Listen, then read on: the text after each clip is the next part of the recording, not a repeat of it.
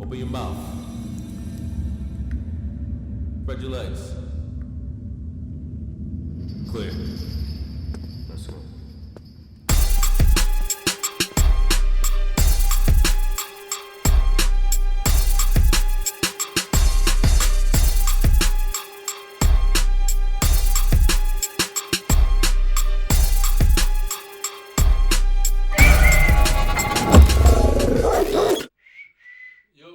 Your boy Pistol, welcome back to Dog in the Yard.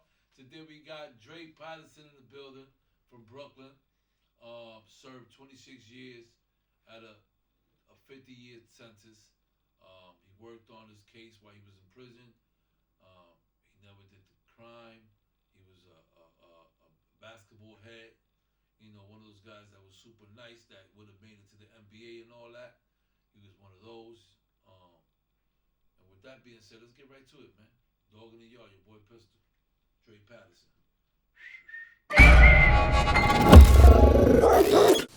What up? You already know it's your boy Pistol Pete. Welcome back to Dog in the Yard. And today we got Drake in the building. What's up, my brother? Pleasure having you, man. Thank you, likewise. How you been, man? Thank you. I'm all right. Thank you for having me, first off. I've been all right. Yeah. Okay. Living, working, grinding. That's what it's about, man. Staying alive, staying focused. Absolutely. You know what I mean? Absolutely. How long you been home? Now I've been home 4.5 years. September 20th. This year will be 5. Okay. So tell me a little bit about yourself, Dre. Your upbringing, where you from? How many siblings? You know, how was your upbringing? Well, I had a good upbringing. I had a good upbringing. It wasn't the best, but it was far from the worst. Okay. You know, I was fortunate enough to be raised by my grandparents. I was born in Brooklyn, November 6, 1976. A single mother. Never met my dad. At the time, I didn't really think too much of it because I had my grandfather. He was everything, so I didn't really lack anything, so to speak. But I did without having my dad. But I had my grandfather, who was also a New York City police officer and a licensed plumber. Okay. So we took care of the family. You know, for that time in the 80s, growing up in the 80s and 90s, financially, you know, 2 jobs could hold it down. So yeah, it was a tough time at that time. Absolutely, very tough. So we lived in East Flatbush. Okay. Pretty decent neighborhood. Wasn't, like I said, wasn't all the way crazy, but things happen. Right. And like I said, I went to PS 244 as a young man, went to my 11 for a hot minute, then my grandfather passed. And once he passed, that changed my world, everything. And how old you was when he passed? I was 13. I was the only child. My mother only had me. I ain't had no siblings, so my aunt and my uncle, my aunt Catherine and my uncle Kenneth weren't that much older than me. So my grandparents' 2 youngest children were more like, though my uncle's aunt, but they were like my brothers and sisters. Yeah, of course. In age-wise. Right. So I had kind of best of both worlds with them as well. You know, they were my uncles, decent, you know, disciplined, but they also had fun, you know. So like I said, once my grandfather passed in 1990, January 19th, 1998, exactly 8:53 and 33 seconds. That's like, I looked at the clock when I heard that. That's and it's here forever. Like, yeah. So when that happened, you know, sad. Everything's broken down. He died pretty young. You was 13, or yeah, he was 53. My grandmother and my grandfather were the same age, 50. They were actually 40 years older than I am. So he died at 53. I was 13, about to turn 14. Did you know he was passing, or no? I didn't. It was one of those, because you was 13 years old. Yeah. I mean, and he really wasn't. I shouldn't say he was sick, but he wasn't sick in that. He had high blood pressure, something that was manageable, and something I remember vividly. My grandmother, his diet, she was on top of his diet. When she fixed dinner for us, he had a whole separate, a whole different meal. Yeah. So that she was on top of.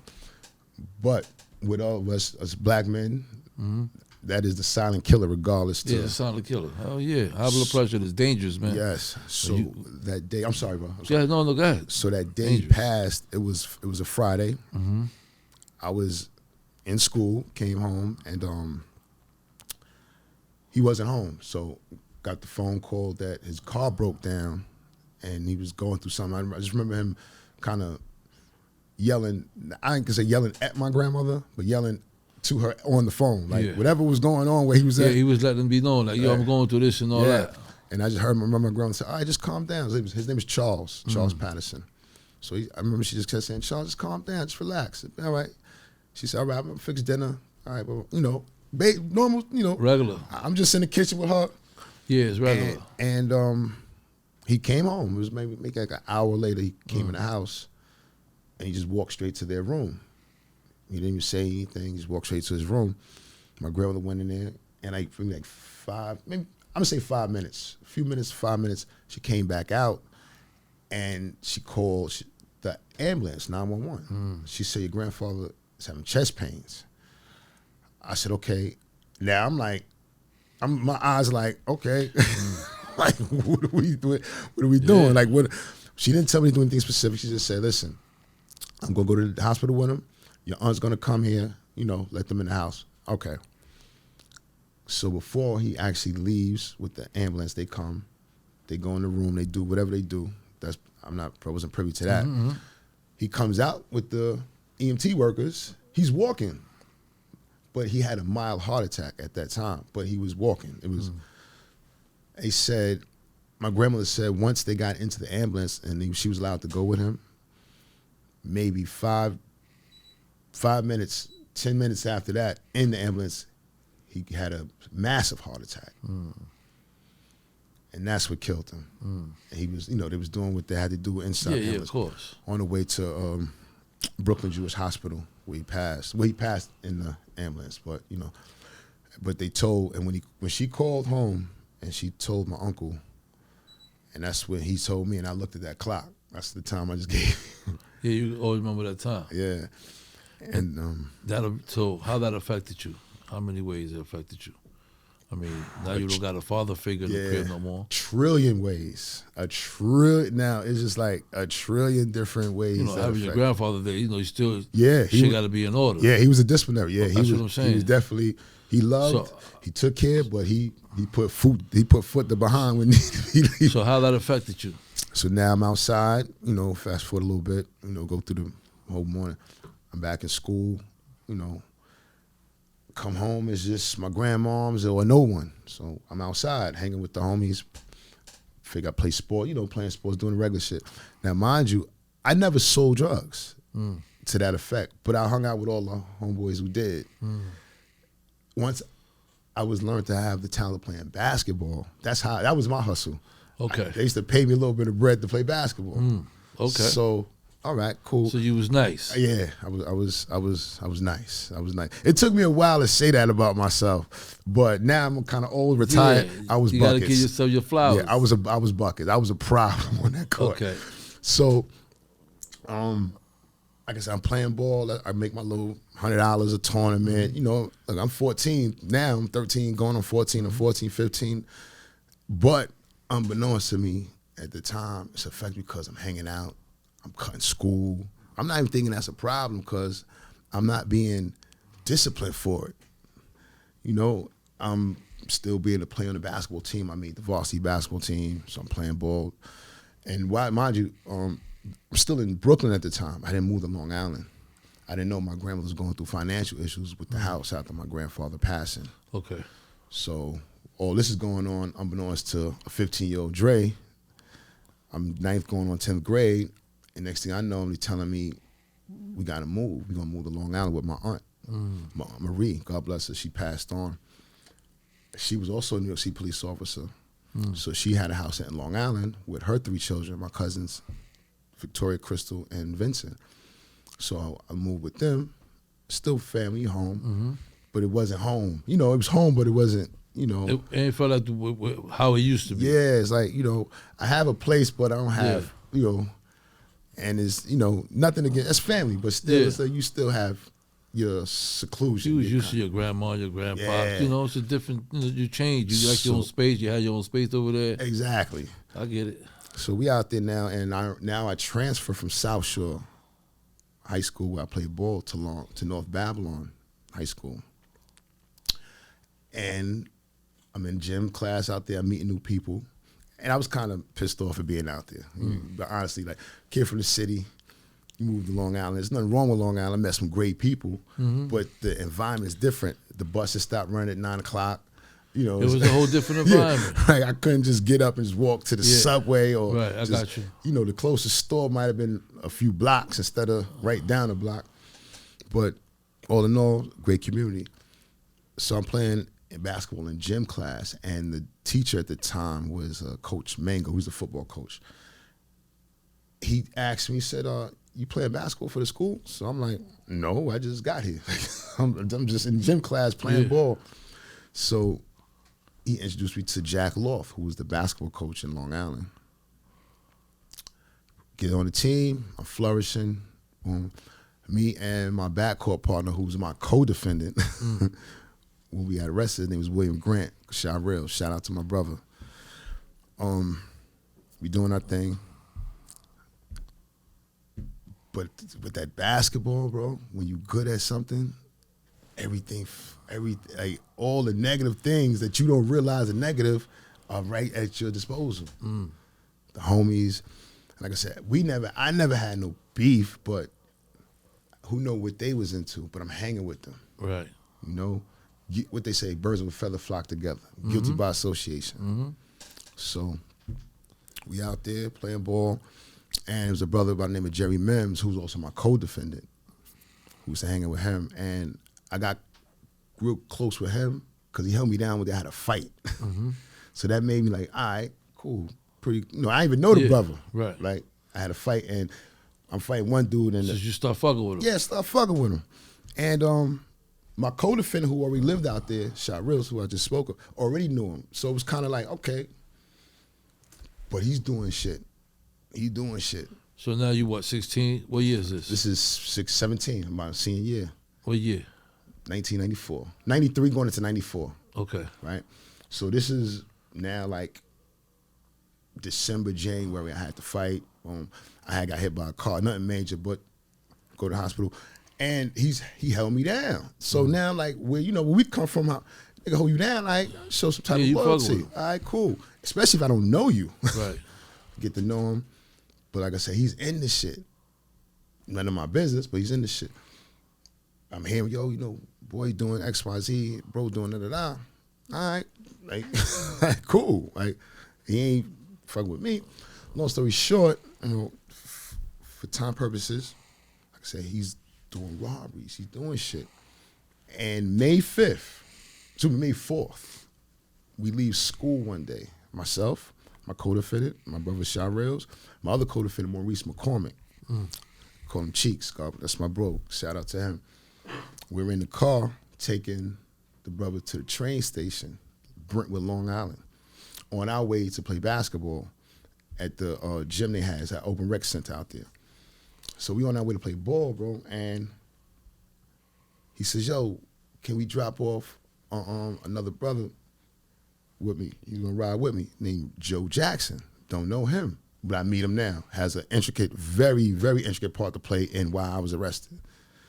So these two with us, so we in the, my Cody's hatchback. So it's 3 in the back, 2 in the front. So we get to the Brentwood Long Island train station and we drop them off. They get out, peace. We pull out. Bro, I mean, it happened like this. We get, once you leave that train station, there's a light, traffic light. Turns red. In that few seconds, police ran down on us. Guns drawn. Hands up, don't move. A few profanities. Get the fuck out, you fucking asshole, the things that everyone in the world now can see with the body cams, we went through then. So it's like when I see this now, it's like a trigger to me. Like, thankful that people now, for the young brothers who's going through the nonsense with the bad cops, at least you can see it. No, at least you got the cameras out there to protect and be able to defend your story, your side of the story. So, boom, they put us out the car, pat frisked us, asked our IDs. We give us our info. we give them our info, because there's no, my Cody got a license, so it's like everything good. We good. They said, we arrest you for attempted grand larceny. So that how's a grand? What are you like now? I'm like, we know what grand larceny is, but how's this grand larceny when we're in a car that's registered to his mother, my co-defendant's mother, and he has a license. Like, so how is this grand larceny? They saying, no, the two guys that you dropped off attempted to steal another car. Now I'm like, what does that have to do with us? Yeah. If someone leaves my presence and goes over here, And do something, that's on them. and that's the basic things. Like I said, remember I told you my grandfather was a cop and my aunt. Those are basic things that they taught me. The basic things of dealing with the police department. Yeah.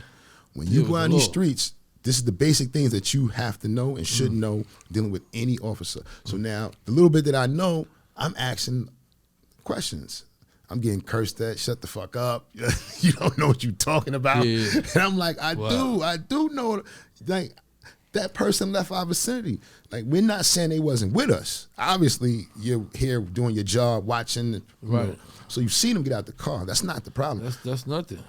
We leave. But the thing is, you know, as we kept going further, I asked the officer, like, why would we bring someone to steal a car and we're in a car? Like, I know I'm not detective top notch, Yeah, right? but they, you know, they looked at it like, that's just something y'all do. Yeah. So they take us to Bayshore, Long Island precinct. They Third. get arrested. We get arrested. Take us to Bayshore, 3rd You're precinct. 17 years old. 17. So now we're sitting in there in the bullpen, processing everything. They ask our, you know, the info, fingerprints, warrant check. That's neither. I'm not. Nobody's Right. worried All about none that. of that. Oh, we're in school. Blah blah blah. I give them. Now hindsight's 2020, bro, because we give them all our parents' info. I give them my grandmother's information, who's actually, like I said, who's still in Brooklyn. Though I moved, and she was still in the process of selling our old house in Brooklyn. I already had moved to Long Island, so I gave her the number. I gave them the number, her number, and the address. Though the house was about to be gone. The first thing this cop said, Vincent O'Leary, Detective Vincent O'Leary. And I say these names out for the people, so Yeah. if they're even still around, these are some really cocksucker scumbag people. Yeah, they're probably not around by now. They're probably retired. People. I mean, I learned because I have failure as police, and I know how the cops can give it up. Right. But as I grew as a man, I deal with people as people. Absolutely. This man is a scumbag. Yo, I swear to God, this dude walks. He walks in, and when I give the information, he says, all right, well, that's Kings County. I said, yes. He said, well, this is Suffolk. You in the wrong county. I said, what? Like, I'm in the wrong county? He said, yeah, you're in the wrong county, especially to be going to court. I said, okay.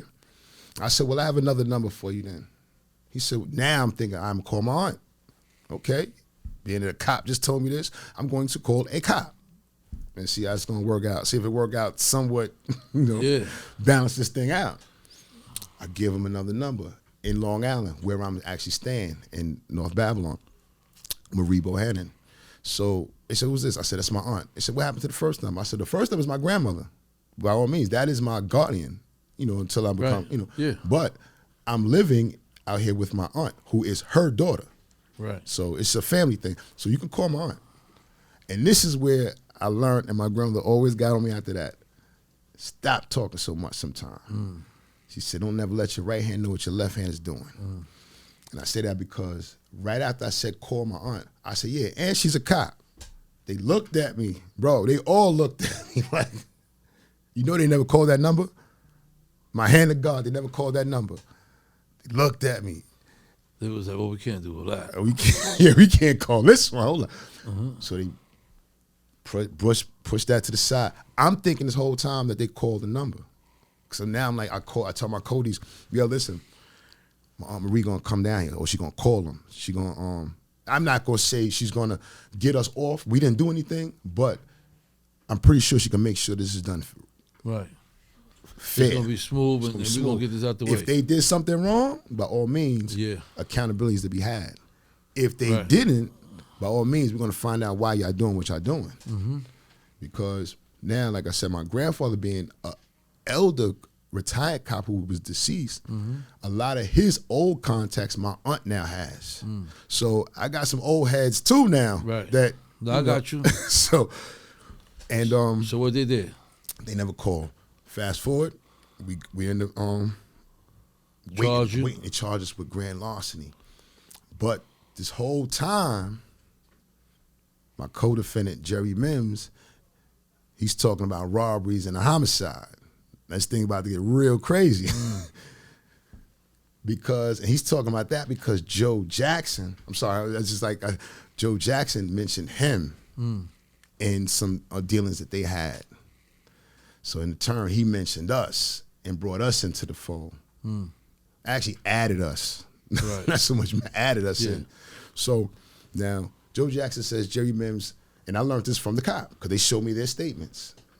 It was Joe Jackson made a statement against Jerry Mims. Jerry Mims in turn makes statements dealing with robberies and a homicide with myself, Maurice McCormick, and William Grant, my co-defendants, Shaw Reels and So that them pulling you over turned into a whole different hit. You ain't come home. I ain't come home. May 4th, 1994. I ain't come home to September 16th, 2020. So you did 26 years. From that point From that point on. Wow. Out of 50, bro. See how life They sentenced easily me to just fucking take a total different Yo. turn. You know what I'm saying? Like you could just be, you know, and I've seen it so many times, you know, you could just, it's just sometimes, you know, like I say, it's probably the people you hang out with, you know what I mean? You know, and you're not realizing the shit that they do. No, you're right. You know what I'm saying? And them that shit catch up with you. No, you're right. You know what I'm saying? You're not even knowing. Same thing just happened with you. You're right. You know, I only say that because that's what goes on out here now with all the young brothers and sisters. They run around here with all kind of people that they think that is cool. They don't really know what they did yesterday. Then the next day, you know, they running around. They go to another neighborhood and them get shot, not knowing they got shot because the one that he was walking with did this. Had beef with the whole project. Exactly. But he didn't tell you. Exactly. You know what I'm saying? That's so when these are the that. things that's going on. You know what I'm saying? Go ahead, man. So After the brother does that, now the officer Vincent O'Leary, Edward Fandry, it's like these people's etched in my brain. These names. Yeah. Those are the detectives. They come back in there. The same officer, Detective Fandry, who said I'm in the wrong county, he came in to interrogate me now after Mr. Mims makes the statements against us. He says everything. Mr. Mims says you did this. He said Mr. Grant did this. He said Mr. McCormick did this. He said, and you shot the man who deceased. He said, I shot the man who's deceased? Wow. I said, well, I don't know what to tell you that he's mistaken and you believe in someone who's mistaken. Like, I don't know what else to tell you. I said, but did you, that's why I said, but did you call my aunt? So now they're like, yeah, we called her. I said, well, what did she say? She's coming down here? Like, because I know my aunt. Like, yeah, she gonna come. She's coming down here. I mean, so they lied. They didn't call. I'm in the interrogation room, bro, they pulled us out. They pulled me out about 1 o'clock in the morning because they interrogated Mr. Mims, Joe Jackson, Jerry Mims, then interrogated my Codys, William Grant, and Maurice. Then they came to me, and they kept saying that, they said you did this, they said you did that. But then they showed Mr. Mims' statement where he wrote and signed that I did this, and Mr. Grant did this, and Mr. Grant shot another person who didn't deceased, and Mr. McCormick shot another person, shot at someone, and I shot the deceased. So I'm like, this is crazy. This is insane. But all right, we move forward with that. We go to the arraignment court. Mind you, they still never call my aunt. And in my mind, I'm like, where the fuck is my aunt? Like, because I never got to a phone after that. They never let me get to a phone after that. Because now I'm asking, let me get to a phone. So they process you and all that? Yeah. And they charge you for what? Now I'm charged with murder in the second degree. And robbery. Robbery. Assault in the first degree. Robbery in the first degree. Murder in the first degree. In the second degree, But this is how, and this is what I want to share with the brothers, man. God forbid anybody goes through this who's going to see this podcast. Hopefully you could. But anybody who is going through this, man, it's very imperative. If you get jammed up with these systems, you have to get to the law library. You have to, because you have brothers. I know you have. I watched your show. You had my brother France, who's innocent. You have brothers who's innocent. Like, you know, I didn't do this. I mean, I may have, like you said, I may have done something else that, you know what, karma. What, No, I got you. but Yeah. it's so crazy because it changed so fast, and then when you get sentenced to this type of time, it's two things to do. Either you're gonna continue with the negative thinking, or you're gonna figure out what the fuck these people did to you. Because there's no way that they followed every extent of the law when they're dependent on someone else to say, oh, Mr. Dre did this. Yeah. So when I was indicted, when I was charged with murder, second degree, felony murder, depraved indifference murder, and intentional murder. So right then and there, bro, as my time went on, I learned that right then and there they messed up. They overcharged me for one person. It's one person that lost their life. Unfortunately, only one of those charges should be able to stick if supported by evidence. So what they did, they gave me what they call a fishnet indictment, where they're going to win maybe 9 out of 10 times because they had a poll, they had a survey some years back. Abraham Abramowski is a law professor who passed on. He did a survey how innocent people get convicted and how jurors come up with wrong convictions for though someone may have done something, which is also a travesty. If I did assault, how do I get charged with murder? Right. You know what I mean? Like, if I did something, by all means, but don't tell me I'm going to go to jail for murder and I only had a fight. You know what I'm saying? Like, and this is what they've been doing to us. You know, I'm not saying everyone is innocent, but most people is overcharged. Absolutely. You know, overcharged. So you'd still take the cop job is to make sure that you stay in jail, make sure that the charge stick. So these are things that, you know, Exactly. us as young men and brothers out there, we need to, you know, learn these things by at least watching a podcast. You know, you can watch it on the episode that, you know, things like that do happen. So like that, if you are out there doing your thing and all that, at least you be aware that you have rights and you got to watch what you say and you got to see what they put down on paper and, you know, overcharge you and, you know, rather than giving you, you know, for your charge and your charges, you know, your charge is whatever it is, 4 years. Don't let them make sure that you know, it's that. Because that's what they did, bro. I was charged with murder 3 times. I was charged with assault 6 times, double charge. So it was 2 counts of assault was for one person. Right? So they charged me for assaulting, acting in concert with my Codys. Because they assaulted, according to the statement to the DA and the police, I assaulted them. I mean, I assaulted their victims in concert, and they, in turn, was murdered in concert with me. All in all, I had a 12-count indictment, right? But it was double charges. And I want to say shout out to my bro Swells from LG, Mike Jones, because when I got up north, he told me, he said, bro, you play ball, you know, pass your time, you know, keep your mind. He said, but you're going to get your ass in that little library. Because I've committed crimes in my life, and I'm older than you, and I ain't never get sentenced the way you just got sentenced. He said, you know, and it's dudes who've done things who like, bro, you never, how the fuck you get that much, 50 years? What happened, I was convicted of murder 2 times for the same person, which is double jeopardy. Crazy. Right? So they be 25 and 25. I was convicted for the assaults. They sentenced me to 5 to 15, ran concurrently.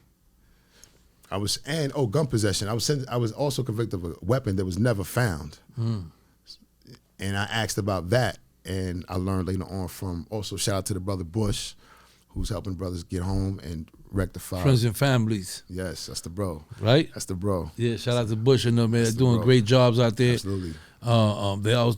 They doing a great job. Absolutely. They're out there working. Him and my bro They're Rennie. helping a lot of brothers Absolutely. out. So shout out to Bush and the entire family, the entire friends and family. All right, salute They to the moving. bro. They out there Absolutely. making a statement, and we here with them. I remember years ago when Bush Dog told in the me, yard, we with you. So you already Absolutely. know. So I'm with them. Between- We working on getting on that note, we working on getting my boy Fat Danny out. Yes, salute to Fat Danny. Yeah, Yes, yeah, I was Fat an Danny. actor with Danny Okay, some so years we ago. working on getting Fat Danny Yes. out. Fat You know, Danny. he's another Salute to guy the that's, bro. you know, might have he might have not been perfect, but he ain't do the crime. No, I feel you. No, no one in the world is perfect. You know what I'm saying? But- So you know what I but mean? No one.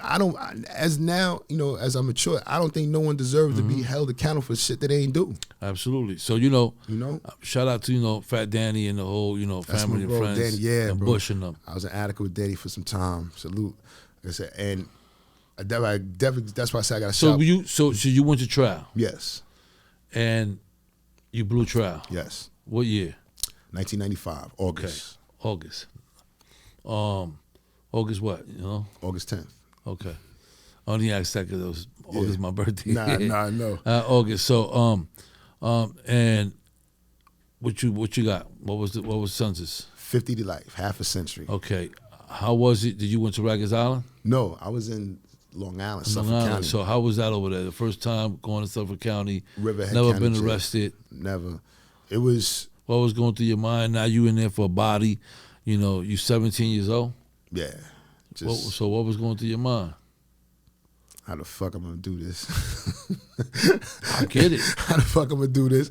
And how the fuck I end up here Yeah. like this? Like I Yeah. just was playing ball.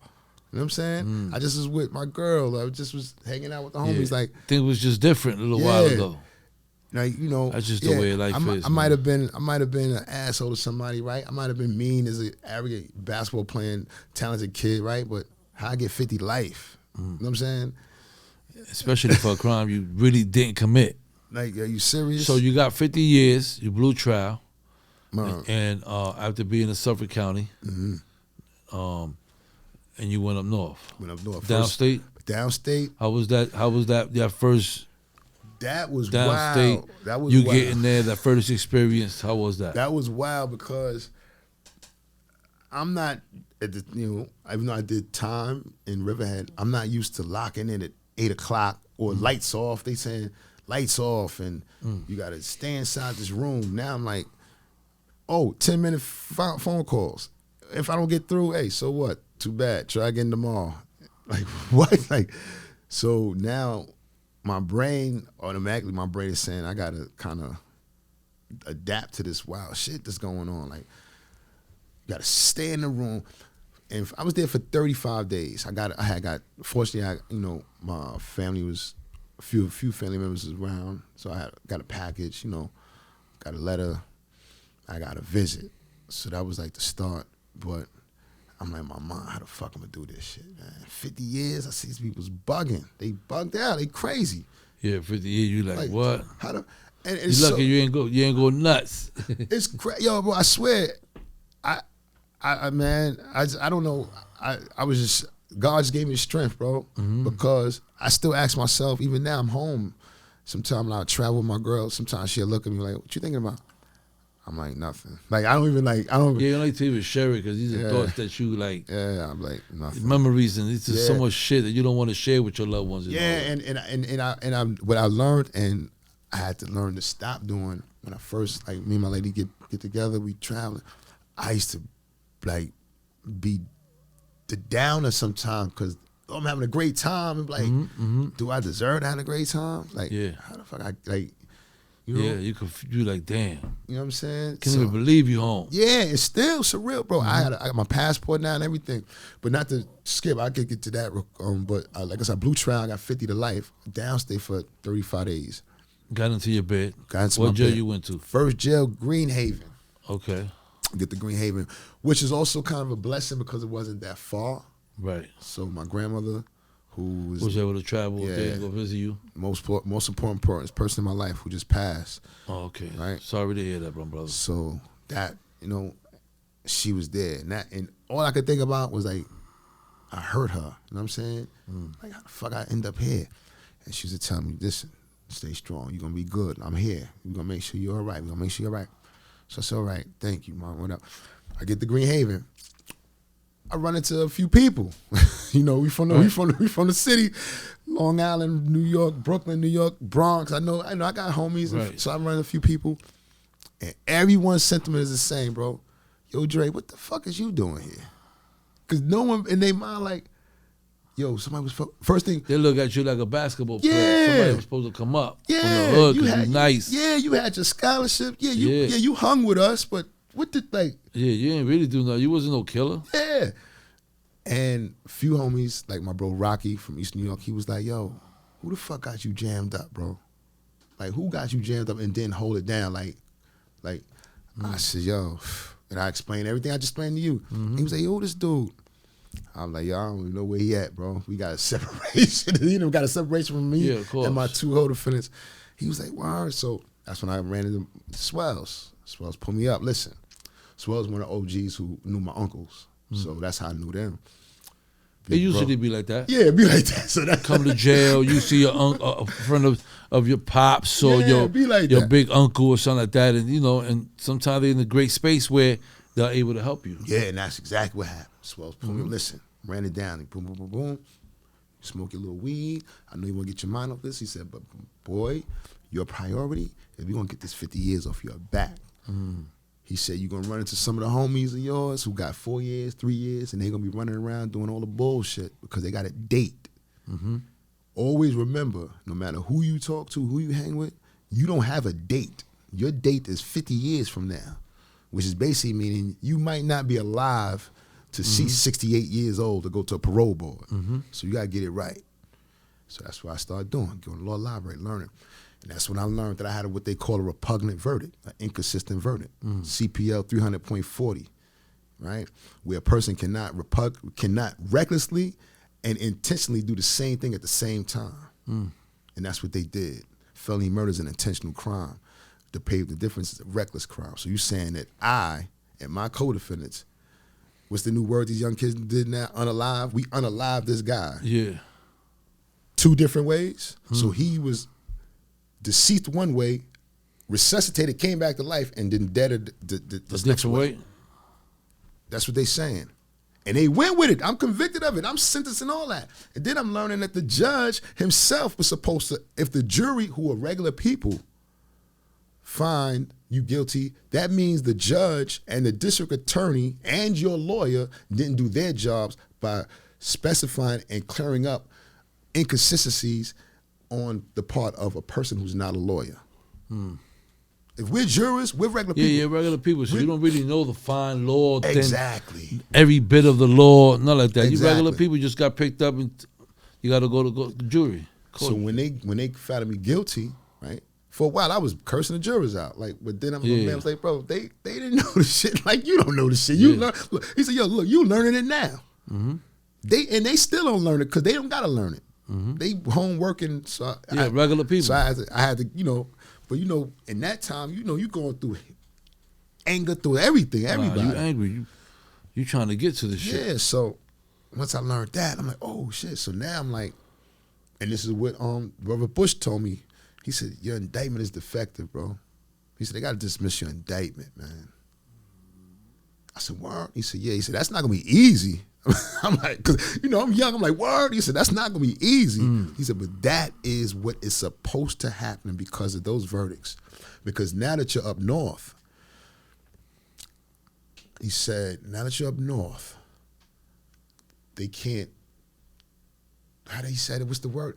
Oh, they can't nullify the verdict, meaning the judge can't say, you know what, before sentence, I'm going to dismiss these because it's a repugnant verdict. Right.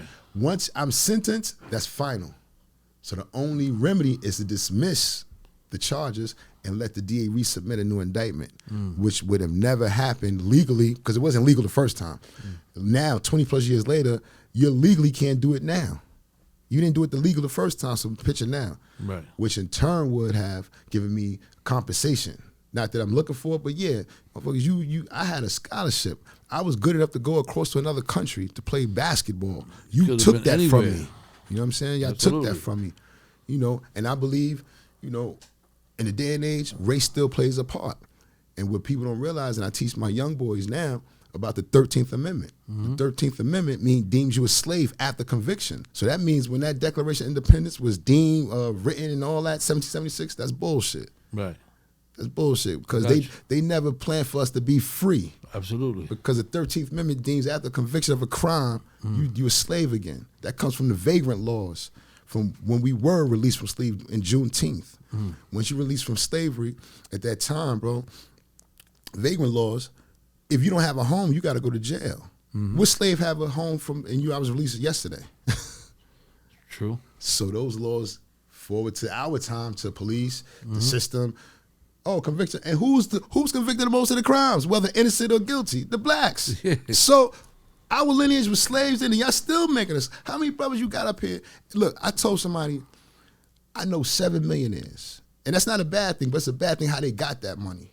They took their lives from them, man. You know what I'm saying? I want all of us to eat. But why do I got to eat by spending 30 years in prison? Yeah.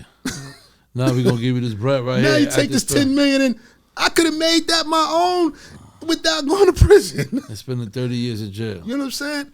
So this is what I'm saying. This is why when I learned that, bro, that crushed me. When I really learned and I read that Constitution. That shit really opened your eyes. Said, it made you realize these that you really got to get out. Yeah. So go ahead. That really motivated you. Now I'm going hard. I'm going hard. But each time they knocking my appeal down, knocking it down. And each time my grandmother like, listen, nigga, keep going. I'm here. I'm not going. And we getting older. Yeah, getting older. My grandmother, I'm like, I keep looking at her. Like, I'm not saying I'm looking like this. She getting old, man. Like, yo. And I've never been that guy. I never been no super, like you said. But that's the one thing, bro, that I'm like, that can't happen to me. Not while I'm in here. Yeah, you don't want to go through that. Because I learned now that she's passed on, but I've been here. I'm home now. But that in there, for me, that would have made me the person that they sentenced to. Right, I got you. You know what I'm saying? Like that would have really got you angry, would have made you rebellious. Yeah. You probably would have turned a monster to a monster. Yeah. Would have been in the yard. You said, fuck it. Yeah. But just thank God it never did. Exactly. And you got focused. And you stay focused working on on getting home. And she said that. She said, stay doing what you doing. And I was blessed enough to have my family reunion. So what finally happened? So how long you was in there in that one jail? I did 12 years in Green Haven. And then you got transferred. Got transferred out of dirty urine. They said I ain't gonna say I was smoking, but I think I beat it. But nonetheless, I got knocked with the dirty urine. Okay, so you got transferred. Went to Attica. That's when I ran to Fat Danny for again. Was there for 2 years. Chilling there, nothing made. You know, Attica's crazy. Played ball while you was in there? Played ball, and that's the crazy thing. How the white police up there is racist as hell, but play a sport. I didn't have no issues in Attica because I played ball. They had a sergeant named Cochran. This dude moved me from one block to another block to play with Richie Adams. Tall Richie Adams from Harlem, the Bronx, who went to the NBA, who unfortunately caught a case, but he's 6'11". They wanted me to play with him. So I didn't have no issues with, but you still see the bullshit the police do. Yeah, of course. They stay house. They run that You know what I'm shit. saying? So I'm like, all right, cool. So you went to you managed to get your appeal started coming through before you got transferred? No, it came through actually when I got to Sing Sing. Oh, so you got transferred back to Sing Sing? I went from Attica to back to Sing. No, to Shawangunk. Okay. Well, then you got to Shawanga was not bad. Nah, Shawanga was good. I mean, you know, prison, but I was with. You was able to stay grounded and work on your and that's getting exactly. home. I was there with Bush and Swells. And okay. Oh, see, that's what I'm saying. You see, both of them and the big bro Money. I don't know Terrence Rice, right. Big Nuke. Like I was that. That's when I got with all the big bros together. Like not one spot. Like all fighting for the same thing. Exactly. So that was the perfect. I want to say perfect, we was in prison, but you know what I mean? It was the scenario. It was just a blessing for you to get there around these brothers that was more wiser than you. Exactly. And has been doing it and was able to enlighten you on anything else that you needed to be enlightened on. Exactly. So they taught me how to speak to the court. Of course. Because they said, listen, bro, when you get your rhythm, we may not all be together. So this is how you got to speak to the court when you get your chance. You got to do this. You know what I'm saying? So when time came, bro, when I was in Sing Sing and I got the reversal then, I was ready then. They prepped you. I was ready. Got in there, did my talking, boom, professional speaking, boom. The Attorney General, homie, that's why I pat myself on the back and I'm proud of myself. I argue my case pro se, by myself, with the help of the brothers, but my speaking against Attorney General trying to keep me in prison, I'm here. You know what I'm saying? I made my grandmother proud. She told me that. She said, I'm proud of you. Absolutely. She said, motherfucker, and that's how she used to tell, motherfucker, you not a lawyer, but you learning because your tuition to law school was your life. She told me that. That's facts. She said, I didn't pay money for you to go to law school. Unfortunately, you had to pay your life. So what do you want to do with your life? You want to live or you want to stay in there? You had to pay your life to pay that to get to that law school. That's a fact. And So you finally got your you went back down. No, check it. I didn't go down. They converted this is another thing they did. They circumvented. They converted my sentence. Remember how I explained to you what they were supposed to do? They converted my sentence to 25 to life and just sent me to Otisville or medium. And I went to the board from there. They didn't even bring me back down because they're supposed to dismiss it, like I said, resubmit. But they circumvented because also my age. So they threw my age in. Oh, you're 17, the culpability doesn't, fully mature to a certain age. They send me to Otisville. And I go to the board from there. I get hit at the board. Now I'm flipping again. Like, yo, how the hell I go to the counselor, yo, listen, not against you. And if I sound any way, like aggravated, please forgive me. But I need a few seconds. And I told her name was Miss Ramondo. I said, Miss, you're a very nice lady. You've helped me put my packet together and everything for parole. I said, well, why the fuck they hit me for parole board? The guy said I was doing everything, no tickets, no disruptions, nothing. I'm outside clearance. So why you got hit by the board? Nature of the crime. So I'm like, and they wanted you to admit to the crime, right? Yeah. So I said, listen, I take responsibility for things that I do. I take responsibility for me even sometimes hanging out with the wrong people. But I didn't shoot nobody to death. That I didn't do. It just, you know what I mean? I may know about it. I may not. But I didn't kill this man. Right. Knowing about something and doing something is two different things. So they hit me at the board, denied me with 18 months, and I get a de novo, which is a de novo for those who don't know. De novo is an appeal granted for your parole hearing. So now even Albany said, in their mind, I'm thinking once you get the reversal, in their mind is, you're supposed to let this guy go. I go back to the parole board, they deny it again. I go back to my counselor, and I'm like, Miss, what's happening? Like, they're gonna deny parole for 26 years now to make up for the time cut that I got, like with the reversal I got? She said, no, you're gonna make it, And I'm gonna put him on blast for those out there who got loved ones who has parole hearings coming up. They already know.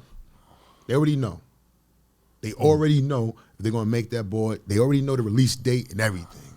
I seen my release date and didn't know it was my release date. She showed it to me. And it's like, well, you pay attention. She had my file on the desk, bro.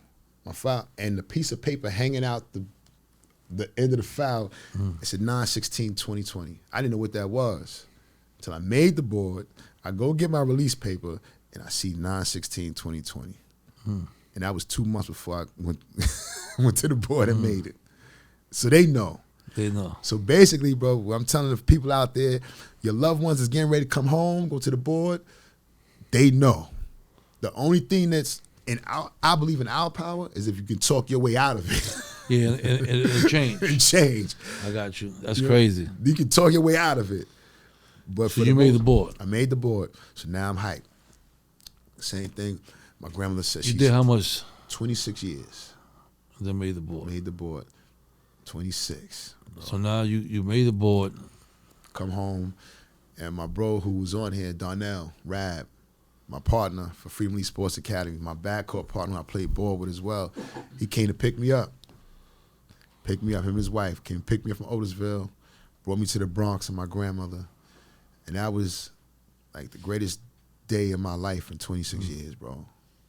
Though I seen my grandmother visit, though I had family visits with her to spend time with her, being able to go to her house and actually give her a hug, it's different. That's a whole different hit, bro. Shit, you was dying to give her that outside freedom hug. And Mom, I'm home. Grandma, Uh-huh. you want to make it while she's still alive too. And I'm the firstborn grandchild. I changed her title to grandmother. So, she loved all of us. But she said, I need all my kids home before I leave this world. She used to tell me that. She said, so don't worry, I'm here. That lady had went through a stroke, bro, in 2017. My aunt passed. My aunt that I told you I was living with. And she stayed strong. She said, your aunt passed.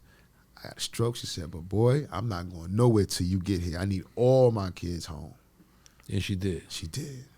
So you came home what year? 2020. 2020? Yeah. 2020. And you've been home since? Yes. No violations. I'm off parole. Oh, parole. How much parole you had? 3 years. And I was released on my birthday.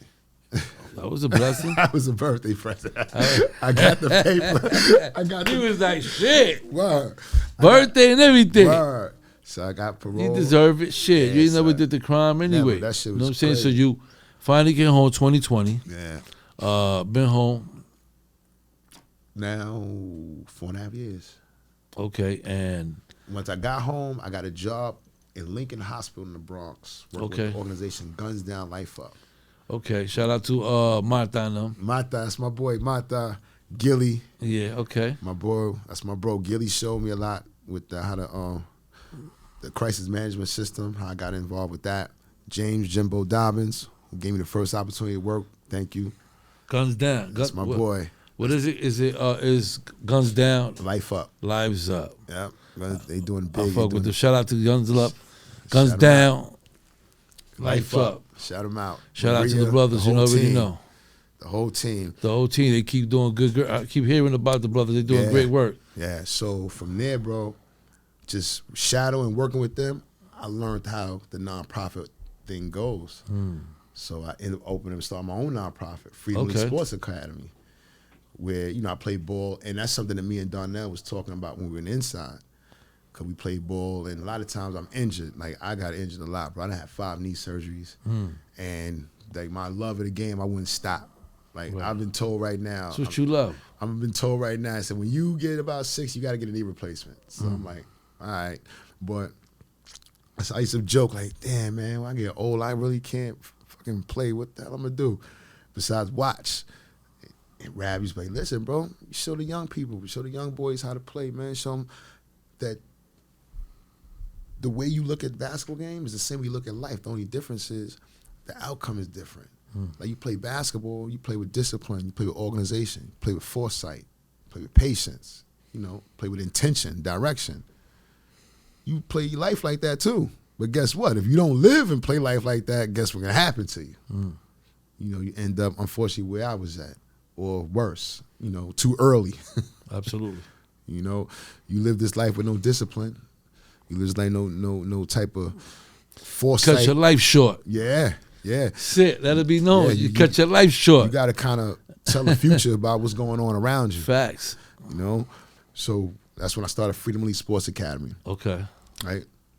It's only like 2 or 3 years old now. Still young, but from there, my girl, Dr. Melissa Ford, had connections with the Parks Department. So she said, "You want to work for the city?" I'm like, I started working for the city with the hospital, health and hospitals. So I said, "Yeah, that's cool." I transferred to the Parks Department. But I still got the organization, so now I've been working with the Parks Department 2.5 years. Until now I got my CDL through the Parks Department. Okay. I got HVAC certified, so now I could do the AC units up there. Okay. I get commercial and residential. I'm universally licensed. Then while doing this, bro, I became a vendor for the Department of Education, my organization. So I'm able to be in the after school programs. Okay. In any borough, So that's what we're working on now. We're also working on going on. So what's your job title as far as the school? What you do? Oh no, I'm a vendor. Okay, My just company, a I'm just a vendor okay. for the Department of Education. If they have budgets for Right. after school programs. So that means you can have me come to your school and talk to the kids. Absolutely. Because I like to do that. Absolutely. You could definitely do something. Absolutely, my brother. I appreciate that. Absolutely. Absolutely. You the plug, man. We're gonna go Absolutely. talk to the young brothers and Look, sisters, look, man. we gonna plug each other up because look, I just learned that we can help go with you guys. You know, like the island. No, we work in could the do a lot island. of things together. Yeah, Of bro. course, that's what it's about. Word, I appreciate that. You just finally got it up. You just finally caught up with your other brother. Yeah, Crystal. no doubt. And this is your platform, just to let you No know. doubt. This is our shit. You know, when we in prison, we don't have a voice. Yeah, You know what I'm saying? So That this is us. no, salute, This bro. is what we. You know what I mean? You know that shit that touched me because that's something that I've told my girl. Like I'm breaking not breaking out of certain things, but at first I used to tell her, I said, yo, she said, you talk a lot. I said, because I never had a chance to talk. I said, I might talk a lot. I said, you don't My really. girl tells me the same shit. She said, damn, nigga, you talk so much all day. Do you get paid to talk? Yeah. Yeah. We was just on a trip. We just took a cruise. Oh, yeah? Yeah. Where you went at? Oh, we went to Grand Turks, went to Puerto Rico, Okay, how was it? came in beautiful. Look, since I You came home. enjoy that, man? Yeah, yo, bro, since I came home, Dr. Ford, I love you. Man, my passport been stamped. She didn't Make sure you good. Yeah. So you find you got yourself a wife, girl? Yeah, not married yet, but that's the plan. That's but the plan. we go back though. I used to talk to her in high school. And what she does now? Oh, she's a teacher for Department of Education. Okay. She has a doctorate. She knits. she's a couple hustles. Yeah, she's focused. So, and She held you down. she held me down. She's come visit from time to time. So y'all been together how long? Since I've been home now. Oh, that's great, man. It's a blessing, man. home. You got a good woman by your Since side. I've been home. Sometimes you need that, Yeah, man. and it's crazy because one of You my know? homies was like, yo, then you used to talk to her back in high school. She said, that's old. I said, yo, the best things are old, as you say. I Old said, shit as don't you mean say. shit, man. I said, as you We say. I got old, and they say I that I said, look look, better now. Exactly. I said, look, exactly. Look, I said, I'm old. I can't play ball no more, right? I said, but look, I'm graceful. I'm Absolutely. wine, fine. As my grandmother say, fine wine. That's what we do. You probably can't play ball, but you can sure teach it. Yeah. Show these young brothers and sisters how to play smart Yeah. because Yeah. you have the knowledge. You feel me? So I was telling my brother, I said, was old. Well, you working? So you working? Yeah, now, like I said, I work for the Parks Department. Okay. I'm flourishing in there. I took a class last year, climbing pruner, forestry, dealing with the trees of the city. Okay. And I just passed a civil service exam, so I'm civil service for that. I got my title, so I have a job forever, basically, right? Facts. Nah, congratulations, man. I got a career. You deserve it, though, No man. I question. mean, you working, man. That's what it's about. So civil service since October 28th, and it's crazy because that was a week before my grandmother passed, bro. I was so happy. I called her and I said, Ma, I passed. She said, what you passed? I said, I passed the test. She said, yeah. I said, yeah, Ma. I said, I see when I get home. I go home, I go see her.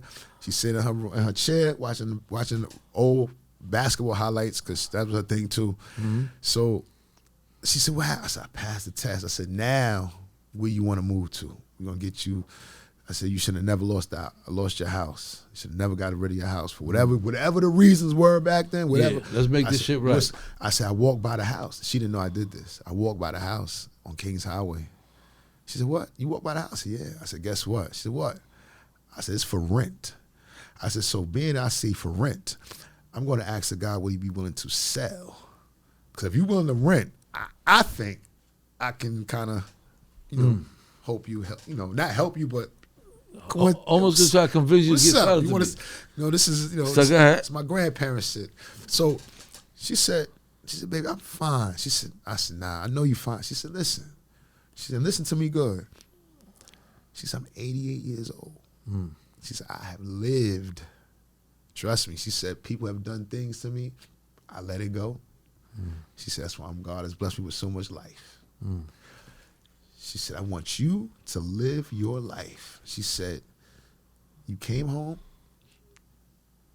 you stayed out of trouble, you got your job, you just passed the civil service, you got a good woman. It's time for you to live. Facts. You're off parole. She said, you can get up and do anything you want to do, whenever you want to do it. She said, that's what I was waiting for. I looked at her, I said, all right, old woman, where you want to move to?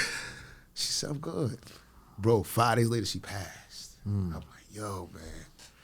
So then I'm But like, she left in peace. She left happy to see the fact that you got your shit together and all that. So I mean, that's what she wanted. that's what everyone tells me. Hell My girl yeah. told So me you that. don't got to feel any kind of way. She lived it. She loved you all the way to the end. You had a bond, whether all the trials and tribulations, all the bullshit you went through, going to jail for nothing, shit that you didn't do, you didn't have you know what I mean? All that. She stood there and she waited and I mean, listen. And she said it. She said, listen. Strong woman, man. And this is her words verbatim. She said, I know you fight. And I'm fighting my case still. She said, I know you fighting the case and all that still. Fuck that money. Live your life. If it's meant for you, for these people to give you whatever, God's going to make a way. God made a way for you to be home and for you to live. God ain't make for you to get here and wait for somebody else, sue someone. If that's what it is, it is. But don't wait for that. So I said, all right. That's what I'm not waiting for, bro. So I'm going. So now, like I said, now I took this climb improvement class, got my civil service. DOT called me. So now I'm about to transfer to DOT. DOT? Department of Transportation. Oh, okay. So the bag is about So to you get a get the little good big. benefits, get everything that you got to get, man. So like that, when you get a certain age, you'll be able to be good. No, I got that now with the Parks Department. Okay. But this is a better check, better opportunity. Yeah. You know what I'm saying? Yeah. Right so now, bro. keep going, man. All I could say is man, just keep going. Yeah. Keep No, I'm growing. not stopping. Keep growing. Just know that we here for you. I appreciate that. You know I'm what not I'm saying, stopping. Dre? We wish you all the success. You deserve it, my brother. You know what I'm saying? Thank you, Pistol, man. And we definitely gonna get together. Oh no, there's I no need question somebody about that can regulate probably Rikers Island on Dog in the Yard. Yeah. And in regards to like recreation, but they trying to get me to get a team. Yeah, but I know. I don't be doing all that, man. was- So I I was- definitely need somebody that can regulate. I'm with you, play bro. the ball, knows the game. Yeah. We can put the brothers together, get them. You know, so And it's sad, but it's a great thing. Cause like I said, we're gonna network and we're gonna do this thing, bro. Is that like my comrades who come with us and play ball? We all play ball, and we all got that in common. And everyone used to say, yo, bro, how many nice dudes, and not just basketball, but you had DJs, you had artists, Yeah, of course. you had A whole bunch of singers, talent just go to you waste. have talented people. it's okay bro. though, man. No, That's I just know the that way, was, way it goes. The Yeah. point of the matter, what's important is that you home now. Yeah, no question. That's what you know. Regardless of what, you never left your faith. No You know question. what I'm saying? You kept going and you fought for your life, for your Right. freedom. You know what I'm saying? Right. Anything you want to say in regards to the young brothers out there and sisters? Any message you want to? Yeah, I just want to say this to all the young brothers, the young sisters out there, all the young people, age-wise, and the young people that's older but have the mindset of a young person, y'all included, especially you, because the numerical young people listen to the older people with the stupid mindset. You're not prepared for what the people have waiting for you behind that court system. No matter, you listen to me, listen to the brothers who came before me on Dog in the Yard, listen to the brothers and the sisters who, other podcasts, who lived this and survived it, because everyone doesn't. Trust me, there's brothers right now, who has 6 life sentences, no chance of parole, nothing. Absolutely. I had a life sentence basically with no parole, even though they said 50 years. 68 years of age. Life is, you're retired. That's like, what life is that? It's over. And I want to say this, specifically this, these people have no qualms, no problems of saying, they're looking you in your face and say you die in jail. They have no problem with that. We're already at a disadvantage, right? When it comes to certain things, it's not crippling. It just make you work harder. We have to stop helping the system because they get paid to have people in prison. All right, man. You They get get it. paid for that. You They get that. You heard that straight out of Dre's mouth. They get paid. They get paid over $100,000 to keep a person in that cell. Absolutely. One last question, Dre. Yes. Think prison reform is needed? Yes. Okay. Yes. Accountability is needed. Prison reform is needed because, sadly, what I've been seeing on the news with like the brother Bush France, all the brothers been out there speaking about. My brother Fashion, Bruce Bryan, salute. I see, brother. That brother been going to Africa. My guy, I haven't got a chance to see him in person yet, but keep doing what you're doing, Fashion. I'll definitely see you, my brother. Salute to you. It's needed because us, bro, who has been in there, has been either a victim of police brutality, seen it firsthand, and then none of them are held accountable for that. I've actually heard officers in Attica, in Clinton, joke about bodies under their gym floors. Dead men under the gym floors. Families never know where they're at. Oh, they went on a transfer. Well, they went to they went to Green. They not there. You know, it's like, so be mindful, man. That's why it's need a reform, and we need reform that people is gonna hold people accountable. Because all right, you do what you do, but I know I'm gonna do what I'm gonna do. If I know I'm not, if I'm not gonna get in trouble, if my man is not gonna hold me accountable, my man is the judge. If my man and my sister or my sister's husband is sitting on a panel or making these laws, I know I'm good. Absolutely. So why worry about anything? I'm real last thing. I noticed one of those cops who killed that brother already pleaded guilty. He don't want that smoke. Go to trial. You ain't do it right, or you gonna get, how they say, you gonna get foot to ass. Yeah, rest in peace to that brother, man. Rest in peace to all the brothers who've been a victim of police brutality.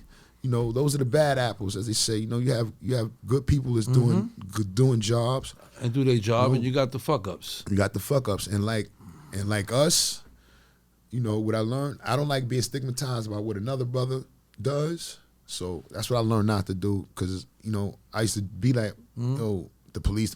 But then my man was like, yo, bro, your aunt is a cop, right? So I'm like, damn. So I don't think my aunt's a bad person. I'm not saying she could. I don't think she could. I'm not going to say she never did whatever, but she's not a bad person. That's what I'm saying. So I'm like, nah, I can't, can't. Being a cop don't make you a bad person. Yeah, it's not. It's the person. So then that's the ignorant thinking. That's the immature thinking. That's right. So, well, Drake, listen, I want to thank you so much for coming through. Thank you, brother. Appreciate you, man. Appreciate you. Keep doing your thing. We definitely gonna link up. I want to definitely get to the get you connected with CK. Get this going so I can make my trips to the schools and all. I talk to the young brothers and sisters. Nah, we in there. All right, definitely. All right. Definitely. So with that being said, you already know your boy Pistol Pete, dog in the yard. Yo, what up? It's your boy Pistol Pete. Welcome back to Dog in the Yard. I want to first and foremost thank Drake Patterson for coming through. Drake's been home since 2020, been doing his thing. He has an organization called Freedom Elite Sport Academy for the youth out there, you know what I'm saying, working with the brothers, the young brothers out there and sisters. And with that being said, man, keep doing your thing, my brother. Dog in the Yard is here to support you. And you already know, it's your boy Pistol Pete, Dog in the Yard.